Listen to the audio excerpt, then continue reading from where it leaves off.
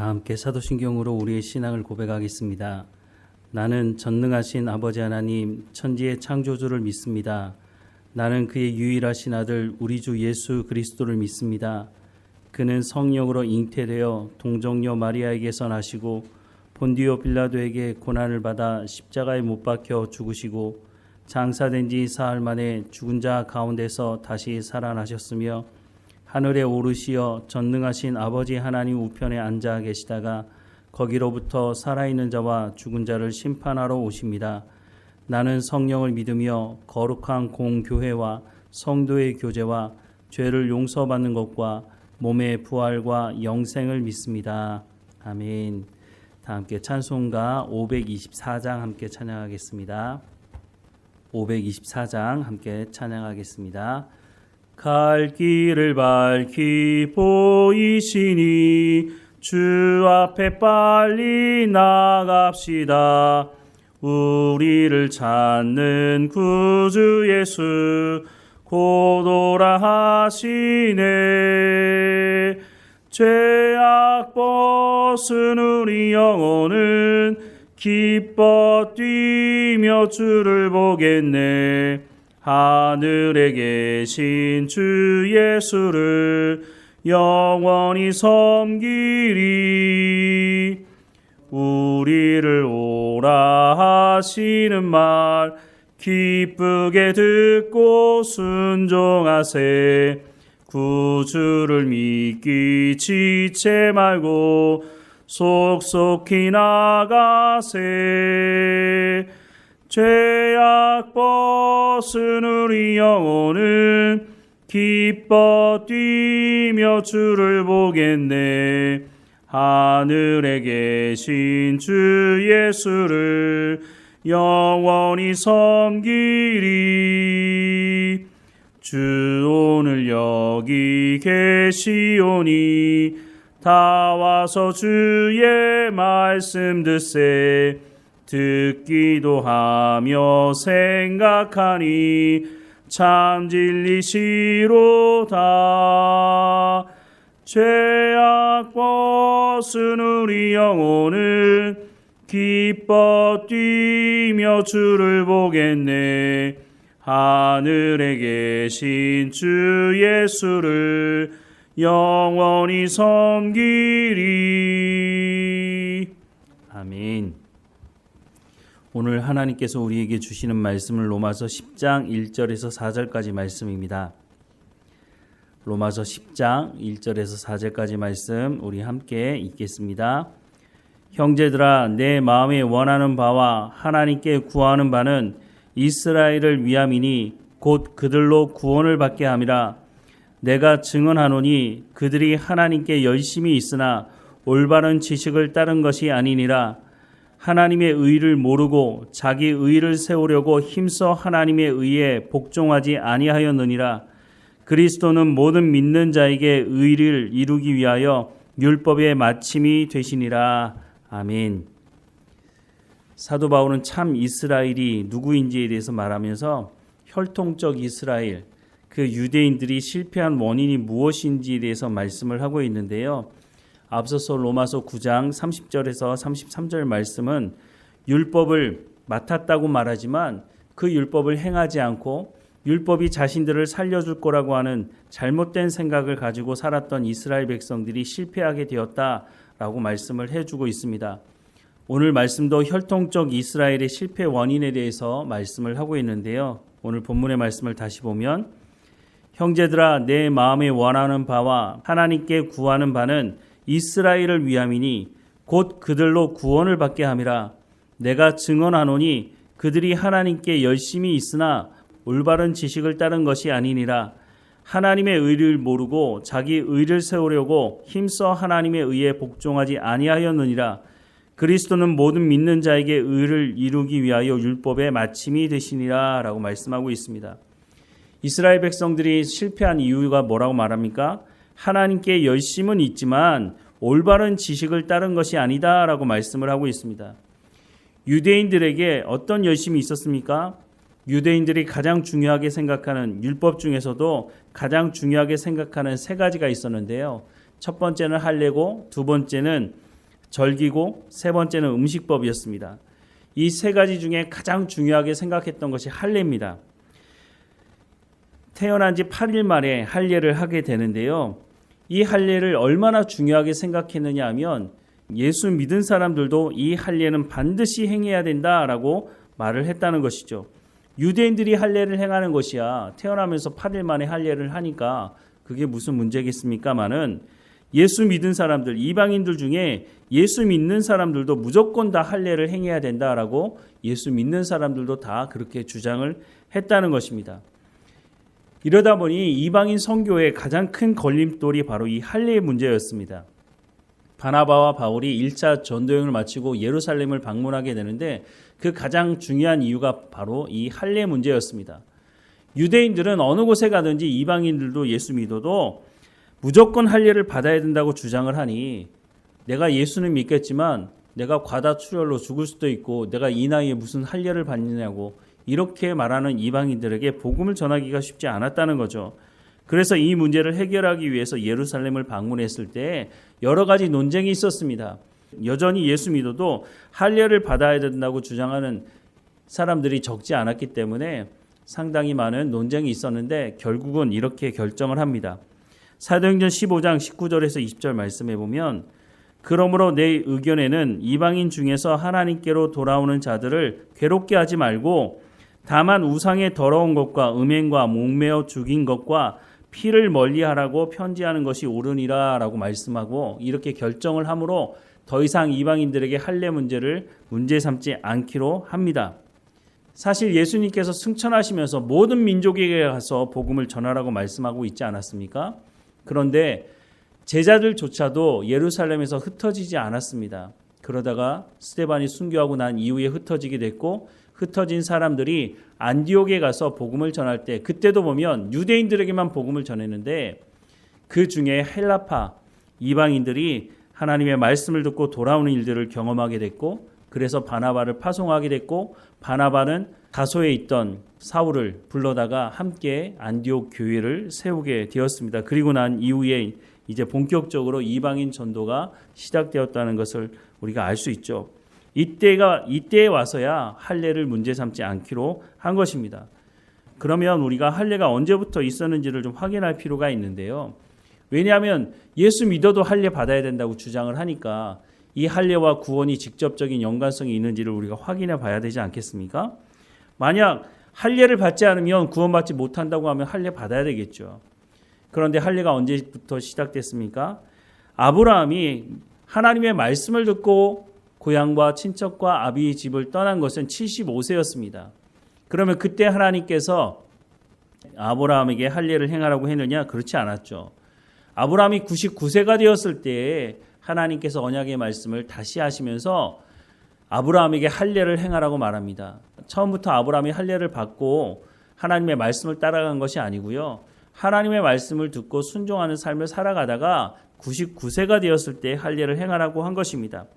할례를 행함으로 하나님의 백성이라고 하는 증표를 받은 것이지 할례가 곧 구원과 직결되는 것은 아니라고 분명히 성경이 말씀하고 있죠.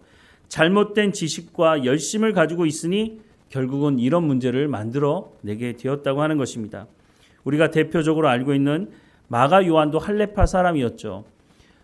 바울은 복음을 전하면서 할례를 강조하지 않으니까 처음에 1차 전도여행 때 참여했던 이 마가 요한이 그것을 견디지 못하고 돌아가게 된 것으로 보입니다. 그런데 1차 전도여행을 마치고 나서 이 문제가 해결되고 나니까 2차 전도여행 때 다시 마가 요한이 전도의 여행에 참여하려고 했던 것이죠. 절기도 마찬가지인데요. 예수님께서 안식일에 병자를 고치자 바리새인들이 이것을 시비 삼습니다. 마태복음 12장 10절부터 14절 말씀해 보면 한쪽 손 마른 사람이 있는지라 사람들이 예수를 고발하려 하여 물어 이르되 안식일에 병 고치는 것이 옳으니이까 예수께서 이르시되 너희 중에 어떤 사람이 양 한 마리가 있어 안식일에 구덩이에 빠졌으면 끌어내지 않겠느냐 사람이 양보다 얼마나 더 귀하냐 그러므로 안식일에 선을 행하는 것이 옳으니라 하시고 이에 그 사람에게 이르시되 손을 내밀라 하시니 그가 내밀매 다른 손과 같이 회복되어 성하더라. 바리새인들이 나가서 어떻게 하여 예수를 죽일까 의논하거늘이라고 말씀을 하고 있습니다. 안식일을 지키는 것이 구원과 직결된 것이라고 생각을 하고 있다고 하는 것이죠. 하나님의 백성이 되었기 때문에 이 절기 안식일을 지키는 것이지 안식일을 지키기 때문에 구원받는 것이 아님에도 불구하고 이 사람들은 그렇게 주장했을 뿐만 아니라 그리고 안식일을 지키라고 하시는 하나님의 말씀의 그 의도와 뜻이 무엇인지와 관계없이 자신들이 만들어 놓은 장로의 유전이라고 하는 것을 만들어 놓고 그 규정을 지켜야 구원받을 수 있다는 식으로 그렇게 주장을 하고 있으니 완전히 잘못된 주장을 하고 있는 것이죠. 예수님께서 병을 고치시자 이 사람들이 결국은 어떻게 했습니까? 밖에 나가서 예수님을 죽이려고 의논하였다라고 말씀을 하고 있습니다. 의논만 했습니까? 결국은 예수님을 십자가에 못 박혀 죽이지 않습니까? 이들의 잘못된 지식, 그 안에 열심을 가지고 있을 때 어떤 결과를 만들어내는지를 성경은 분명히 우리 가운데 말씀해주고 있는 것이죠. 잘못된 지식에 열심을 더하게 되면 정말 상상하지 못한 일들이 벌어지게 되는 것입니다. 우리가 사회에서도 일하면서 가장 심각한 사람이 어떤 사람이냐? 한번 생각을 해보십시오. 지식이 있고 열심이 있는 사람, 지식이 있고 열심이 없는 사람, 지식도 없고 열심도 없는 사람, 지식이 없고 열심이 있는 사람, 어떤 사람이 가장 심각한 문제를 만들어낼까요? 교회 안에서도 마찬가지인데요. 지식은 없는데 열심이 있는 사람들, 이 사람들이 각종 문제를 만들어내게 되는 것입니다.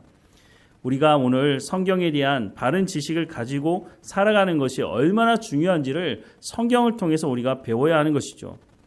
한국 교회 안에 성경에 대한 지식은 없는데 열심히 있거나 아니면 교회에 그냥 오래 다녔다는 이유 때문에 더 나아가서 부모가 장로이고 권사라는 이유 때문에 항존직이 되는 사람들이 적지 않다고 하는 것입니다.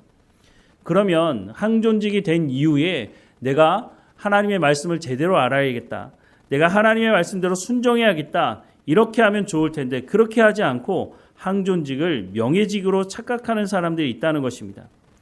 예전에 사역하던 교회에서 항존직이 된 어떤 분이 저한테 교인이 기복주의를 믿는 것이 무슨 문제냐고 물은 적이 있습니다. 그러면 왜 예수님 믿습니까? 예수님 믿으면 참 제약이 많은데 기복주의가 무슨 문제냐고 말을 하려면 그러면 차라리 무당 불러놓고 구슬하든지 점치는 것이 훨씬 더 수월할 것입니다. 성경은 기복주의를 금하고 있습니다.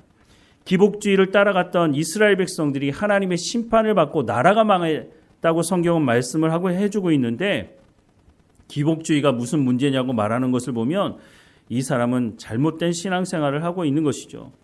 이 사람의 주장이 맞다면 광야에 나와서 금송아지 우상을 만들어 놓고 그 앞에 절을 하면서 풍요를 구하고 기복을 구했던 그 이스라엘 백성들이 하나님 앞에 칭찬을 받아야 될 것입니다. 그런데 하나님이 칭찬하셨습니까? 하나님께서 모세에게 이 백성들을 진멸할 것이라고 그렇게 분노하시는 말씀을 하셨다고 하는 것을 전혀 모르는 것이죠. 가장 큰 문제는 목회자들 중에 구약의 거짓 선지자들과 같이 하나님의 말씀과 기복주의를 짬뽕시켜서 종교 혼합주의를 만든 그것이 가장 큰 문제겠죠. 그러나 우리가 하나님의 말씀을 우리의 언어로 읽을 수 있지 않습니까? 그러면 그 말씀을 읽으면서 무엇이 잘못되었는지를 우리가 알아야 할 텐데 그럴 마음조차도 가지고 있지 않다는 것입니다. 가장 먼저 하나님께서 그 핏값을 목회자들에게 찾으시겠죠. 우리 가운데 가장 중요한 것은 성경을 제대로 아는 것입니다. 제대로 알기 위해서 우리가 어떻게 해야 되겠습니까? 성경을 읽어야 하는 것입니다.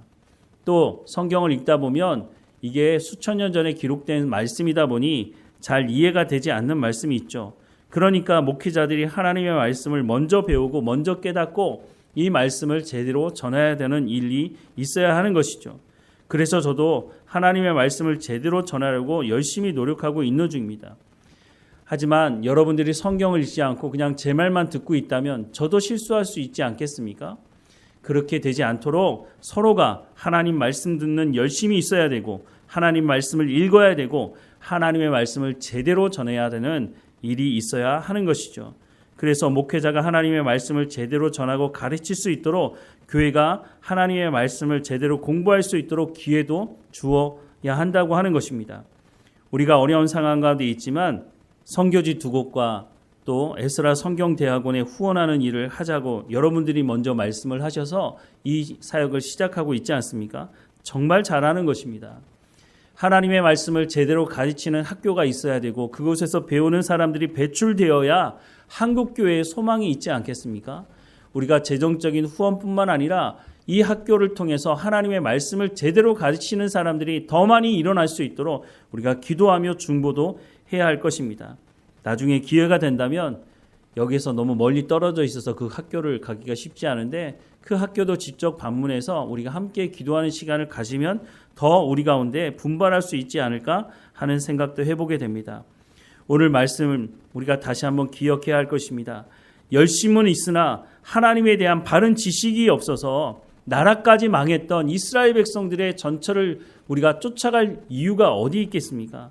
이스라엘 백성들이 이렇게 망했다고 하는 것을 오늘 우리가 듣는다면 우리가 하나님의 말씀을 듣기를 또한 읽기를 하나님 말씀대로 순종하기를 우리가 열심을 내어서 할 뿐만 아니라 하나님의 말씀대로 성령의 열매가 우리의 삶 가운데 맺어짐으로 우리가 이 땅에 살아가는 사람들에게 하나님의 백성들이 어떤 삶을 살아가는지를 증거할 뿐만 아니라 그들에게 올바른 복음을 또한 전해주는 우리가 통로의 역할을 감당해야 할 것입니다. 그들이 하나님께 열심히 있으나 올바른 지식을 따른 것이 아니므로 심지어는 예수님을 십자가에 못 박아 죽이는 일까지 행했던 것을 우리가 다시 한번 기억해야 할 것입니다. 하나님 앞에 기도하면서 성령의 충만함을 달라고, 그래서 그 성령의 충만함을 통해서 하나님의 말씀을 제대로 깨닫고 우리의 삶의 현장에서 성령의 열매가 맺어져 갈 수 있도록 하나님 주시는 참 평안을 누리며 참 기쁨과 감사함으로 살아가는 우리의 삶이 될 수 있도록 하나님이 인도해 달라고, 내 가운데 하나님의 말씀을 듣고 분별할 수 있는 실력을 갖출 수 있도록 하나님 인도해 달라고, 이 세대를 분별하고 하나님께서 기뻐하시는 삶을 살아가는 우리의 삶이 되기를 주님의 이름으로 축원합니다. 기도하겠습니다. 사랑하는 하나님, 우리 가운데 하나님의 말씀을 들을 수 있는 귀를 열어주시고 하나님의 말씀을 따라 순종할 수 있는 믿음을 허락해 주옵소서. 날마다 우리 가운데 성령의 충만함을 허락해 주옵소서. 구하는 자에게 주시겠다고 약속하신 그 성령의 충만함을 날마다 허락해 주셔서 우리가 말씀을 대할 때마다 그 말씀을 깨달아 알게 하시고 그 말씀이 우리의 삶 가운데 열매로 맺어지는 삶의 현장이 될 수 있도록, 그래서 더 나아가서는 우리가 복음을 전하는 통로의 역할을 온전히 감당할 수 있도록 은혜를 허락해 주옵소서.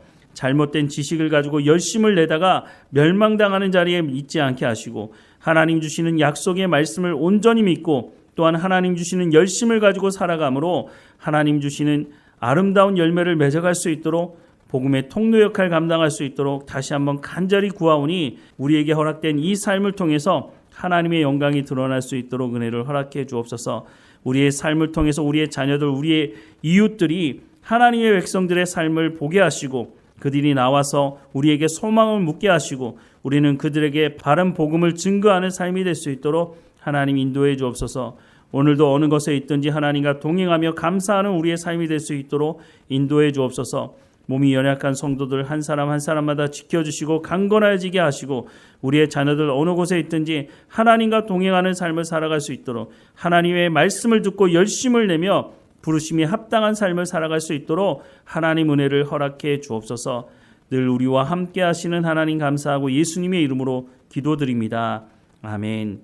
하늘에 계신 우리 아버지, 아버지의 이름을 거룩하게 하시며 아버지의 나라가 오게 하시며 아버지의 뜻이 하늘에서와 같이 땅에서도 이루어지게 하소서. 오늘 우리에게 일용할 양식을 주시고 우리가 우리에게 잘못한 사람을 용서하여 준 것 같이 우리 죄를 용서하여 주시고 우리를 시험에 빠지지 않게 하시고 악에서 구하소서. 나라와 권능과 영광이 영원히 아버지의 것입니다. 아멘.